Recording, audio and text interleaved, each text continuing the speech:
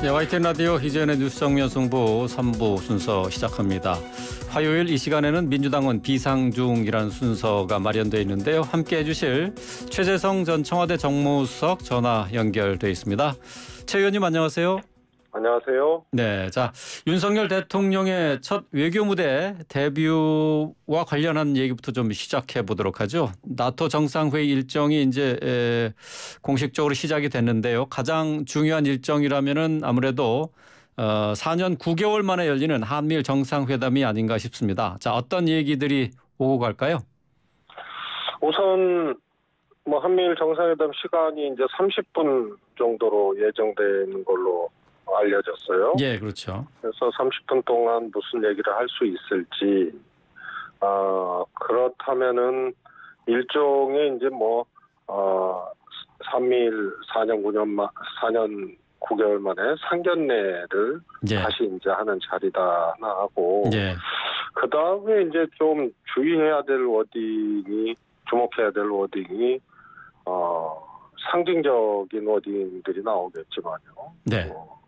나토 확대 협력, 또 한미일 군사안보 강조 이런 것들이 조금 다뤄지고 말이 나오면, 네. 그거는 이제 주목할 만한 거고 매우 안 좋은 그런 이제 징조로 해석을 할 수 있는데요. 안 좋은 징조다.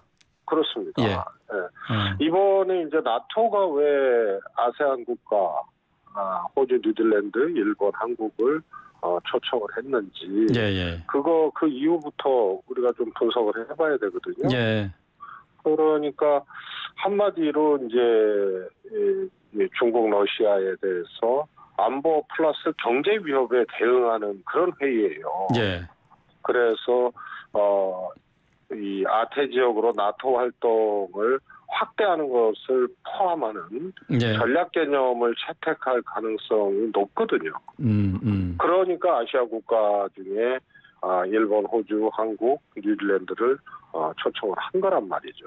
예. 거기에 이제 쭉 빨려 들어가는 형태의 시발점이 되면 이거는 조금 이 대중관계라든가 이런 네. 것들이 심하게 이제 급속하게 이제 경직되고 그 후폭풍이 이제 어떻게 올지가 이제 또 걱정되는 상황으로 갈 수밖에 없거든요. 예. 그런데 한미일 이 정상회담에서 그 짧은 시간에 이런 이제 상징적인 얘기들이 다뤄지게 되면 그거는 조금 걱정스럽게 지켜봐야 될 예. 대목이 아닌가 싶습니다. 예, 중국이 안 그래도 앞서서 윤 대통령의 나토 정상회담 참석에 대해서 부정적인 입장을 밝히기도 했었는데 말이죠. 이번 나토 정상회의 참석이 우리에게는 좀 외교적인 부담으로 남게 될 것이다 이렇게 예측하시는 거죠? 그렇습니다. 왜냐하면 대통령실에서도 그렇게 밝혔거든요. 나토가 대한민국 또 일본 등을 초청한 아세안 국가들을 초청한 이유는 말씀을 드렸습니다만, 네. 그럼 우리는 왜 가느냐? 대한민국 윤 대통령은 왜 가느냐? 이 부분에 대해서 대통령실이 이렇게 얘기를 해요. 나토의 집단 방위 개념과 그 네. 실천이 우리 한국과 관계 있는 것은 아니다. 네. 그러니까 나토의 초청 목적인 소위 말해서 나토 활동을 확대하는 것, 집단 네. 방위 개념을 확대하고 실천하는 이거하고 우리나라하고 관계없다. 그것 때문에 가는 거 아니다. 이렇게 얘기를 했단 말이에요. 예. 그러고 경제 기후변화 등 포괄 안보 차원에서 가는 거다. 이런 이제 좀 뚜껑 잡는 얘기로 했어요. 예. 그러니까 앞에서 우리를 초청한 의도하고 우리가 겉으로 대답하는 거하고는 완전히 이거는 정반대 얘기를 하고 있는 거거든요. 네. 그래서 왜 갔느냐의 문제가 명쾌하지가 않습니다. 그러니까 안 갔어야 된다. 이런 이제 박지원 전 원장의 얘기도 있고, 민주당 같은 경우에는 지금 시기에 나토 회의에 가는 것이 바람직하지 않다는 입장을 내놓은 이유가 그런 거거든요. 왜 가는지가 명확하지가 않아요. 그러니까 윤 대통령과 대통령실이 어정쩡해졌어요. 예. 나토의 목적에 박수를 칠 수도 없고. 그러니까 뒤에 일본과 호주, 뉴질랜드 정상과의 회담도 우리 측의 입장이 반영돼서 안 가는 것. 이거는 결국은 또 중국을 또 뒤늦게 의식한 그런 걸로 해석이 되거든요. 그래서 이게 좀 그러니까 한마디로 엉킨 이 선방이 이 나토 참석 자체가 예. 엎혀버린 예. 그런 것이 되지 않았나. 예, 알겠습니다. 자, 계속해서 이제 우리 국회 상황도 좀 살펴보도록 하겠습니다. 민주당이 7월 임시국회 소집을 요구를 했는데요. 그 앞서서 민주당이 법사위원장 자리를 국민의힘에 넘겨주겠다고 하면서 사개특위 구성 또 헌법소원 권한쟁의 심판청구 소송 취하를 제시했습니다. 자, 일단 먼저 민주당의 제안에 대해서 어떻게 평가하시는지요? 우선은 이제 법사위는 정말 뜨거운 그런 위원장 아닙니까? 네. 그 법사위원장 한 명이 정말 국회 운영에 미칠 수 있는 영향이 정말 막대하기 때문에 네.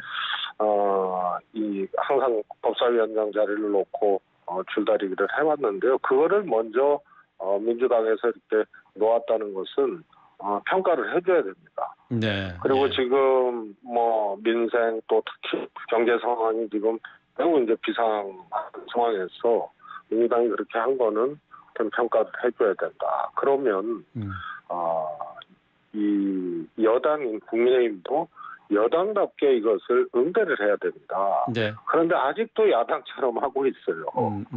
그래서 국민들께서 보시기에 지금 민생이나 특히 경제 상황이 매우 이제 비상한 상황이고 다들 걱정을 하고 있는데 한 발짝도 양당이 이 양보를 안 하고 이렇게 네. 가는 것에 걱정을 했거든요. 근데 2009년도 글로벌 경제 위기가 왔을 때는 그러지 않았어요. 야당이 먼저 통화 수합 얘기하고 적자 재정 얘기를 하고 막 이래서 그 위기 극복을 하는데 서로 협력을 하고 했는데 네. 지금은 한 10여 년이 지났는 지금 상황에서 국회는 이 비상 상황에서 한 발짝도 양보를 안 해요. 그걸 네. 먼저 아무튼 민주당이 그걸 풀었기 때문에 국민의힘도 응대를 해야 됩니다. 그리고 예. 책임은 정권을 잡은 사람들이 책임이 더 큰 거예요. 언제까지 지금 야당처럼 국민의힘 측에서는 이 제안을 받아들일 수 없다라고 하는 이제 것이 사개특위의 위원을 그 명단을 주게 되면은 결과적으로 검수완박을 인정하는 꼴이 되지 않느냐 하고 얘기를 하고 있거든요. 근데 그거는 1년 전에 이제 합의했던 사안 아닙니까? 네. 그래서 사실은 이런 상황에서 자신의 입장들만 계속 강변할 것이 아니고 딱 몇 가지 이제 변곡점들이 있었는데요. 네. 1년 전에 이건 합의했던 거고 네. 그다음에 지난번에 권성동 원내대표가 소위 말해서 검수완박법에 대해서 박병석 국회의장 중재로 합의를 했잖아요. 네. 그걸 또 깼거든요. 그러니까 이번에는 헌법소원은 모르겠습니다. 그러나 사개특위 같은 경우에는 또 명단 제출하고 이런 것에 대해서 협력하면서 한 발짝씩 양보를 하고 국회를 정상화해야죠. 예. 당초에 합의 사항이기 때문에 국민의힘이 받아들여야 한다. 그런 말씀이신데요. 법사위원장도 합의 사안이었다는 것이 예. 이제 민주당이 양보를 하게 되는 배경이니까. 예, 알겠습니다. 자, 계속해서 민주당 내 상황도 좀 살펴보도록 하죠. 이재명 의원을 둘러싸고 민주당 내 의원들의 여러 의견과 성토가 이어지고 있습니다. 주로 이제 전당대회 당권 경쟁에 나설 것이냐 하는 부분인데 친명계 정성호 의원 또 김병욱 의원은 이재명 의원에 대해서 이제 그만 비판해라라고 이렇게 얘기를 했습니다. 자, 민주당 내에서 이재명 논란이 지속되면 안 되지 않을까 우려가 되는데 어떻습니까? 지금 현재 민주당 상황 어떻게 보고 계세요? 비판을 그만하라는 것 자체가 그것도 민주정당답지가 않은 거예요. 네. 비판할 수 있죠. 비판할 수 있다. 그리고 그렇습니다. 그리고 그것이 전대 출마만 놓고 한 것이 아니고 하여튼 대선 패배 또 개항 출마 뭐 이런 연장선상에서 논리적으로 출마 반대하고 지적하고 하는 것이거든요. 네.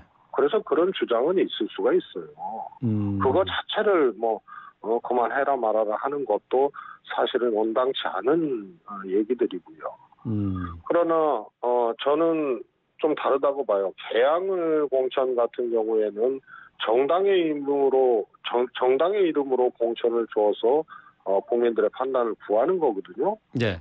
그래서 그걸 하지 말았어요, 저 민주당이. 만약에 전대 출마에 대해서 반대를 하는 사람들이라면 예. 개항을 이재명 공천을 하지 말았어야 돼요. 그거는 애초에 개항을 공천이 잘못된 것이다. 그렇습니다. 그거는 아무도 책임 안 주고 네. 아무튼 공천 주고 그것 때문에 지방선거 졌다고 책임론 얘기하면서 그런데 당대표가 웬 말이냐 이렇게 나온단 말이에요. 네.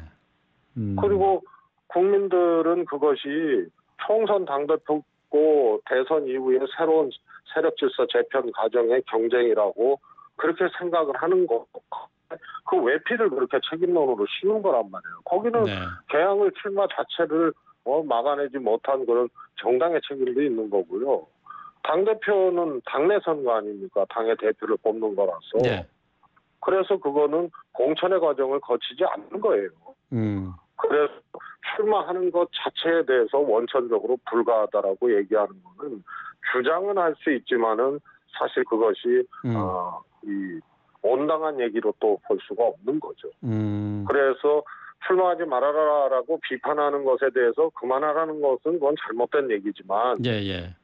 출마하는 것 자체를 막아야 된다고 하고 그러는 거는 온당치가 않아요. 출마 자체를 막을 수는 없지만은 비판은 뭐 얼마든지 할 수 있다. 그렇습니다. 예. 그러니까 참 이게 어떻게 보면 상식적인 건데 네. 이걸 가지고 또 해라 말아라 비판하지 말아라 뭐 이렇게 얘기하는 것 자체가 조금 민주당도 한번 좀 생각해 봐야 될 대목인 거고요. 예. 특히 이제 친문이라고 불리우는 의원들이 이제 출마를 안 하잖아요. 예, 그렇죠. 홍영표 의원. 예, 홍영표 의원이 출마를 하지 않겠다라고 불출마 선언을 했죠. 의원도 그랬죠. 예. 그러면 출마를 안 하는 것이에요. 근데 내가 안 하니까 누구도 하면 안 된다라고 얘기하는 것도 참 그것도 제가 보기에는 온당치 않은 거라고 봅니다. 그렇군요. 예. 어쨌든 이재명 의원에게 압박으로 작용을 할 것 같은데요, 그래도? 그렇습니다. 부담이죠. 네. 이재명 의원이 부담인데요. 그 부담 자체를 부담스러워하고 그걸 자체를 비판하지 말라고 이렇게 하는 것은 그거는 정말로 잘못된 거고요. 네. 어차피 부담을 안고 하는 거 아닙니까? 예. 그리고 당대표라는 민주당의 이제 총선 지도부의 이제 대표인데 그 중요한 당대표 자리를 그러면 이 아무런 이제 무혈 입성을 네. 한다는 것은 그건 불가능한 거고요. 네. 문재인 대통령도 과거에 박지원 대표하고 경쟁해서 당대표 되고 대표된 이후에도 무수한 이제 어려운 과정들을 거쳤잖아요. 예. 근데 그거에 대해서 이상하게 생각하고 이게 안 된다고 비판 안 된다고 그렇게 하는 거는. 예. 그리고 특히 이재명 의원은 그 부담을 등짐처럼 본인이 지고 출발한 그런 경우이기 때문에 더더욱 그러면 안 되죠. 네. 뭐 어쨌든 이재명 의원이 판단할 부분이다라고 말씀을 하신 건데, 근데 어제 이제 권노갑 상임 고문을 비롯해서 민주당 원로들과 비공개로 이재명 의원이 오찬 회동을 했어요. 당대표 출마에 대한 얘기가 당연히 있었을 것 같은데 원로들 어떤 입장을 보였을까요? 저도 보도를 통해서 봤습니다만 나가시라고 하시는 분도 있었고 네. 또 나가는 게 적절치 않다고 하시는 분도 있었다는 그런 이제 전언이죠. 보도를 통한 전언인데요. 원로들께서는 단정적으로 이렇게 딱 말씀하시지는 않을 거예요. 안 했을 거예요. 덕담이 있었을까요, 그러면? 저는 덕담까지는 모르겠으나 아무튼 민주당 상황을 어제 그 원로들이시면 굉장히 걱정스럽게 이렇게 바라봤을 터이기 때문에 출마 자체에 대해서 시비를 말씀하셨다기보다는 민주당 상황이나 이런 것들을 조금 걱정하고 그에 관한 얘기를 좀 하시지 않았을까 싶습니다. 네. 자, 이번에는 이제 박지원 전 비대위원장과 관련된 얘기를 좀 해보겠습니다. 박 전 위원장이 폭력적 팬덤의 원조는 극렬 문파다라고 했고 여기에 온갖 고초를 겪은 정치인이 이재명 의원이다 이렇게 얘기를 했어요. 자, 박지원 전 위원장과 관련해서 이렇게 당내 현안에 대한 목소리가 계속 나오고 있는 것과 관련해서는 어떻게 생각하십니까? 저는 그것도 있을 수 있는 얘기라고 봐요. 그래요? 그리고 박지원 전 비대위원장 같은 경우에는 네. 그야말로 민주당의 공동 비대위원장이었잖아요. 네. 그리고 대선 때도 아무튼 영입해서 이재명 후보의 대선 과정에서 그야말로 많은 역할을 했던 네. 긍정적 역할을 했던 분이잖아요. 네. 그리고 비대위원장 하면서 어떻게 보면 이제 정치인이 된 거예요.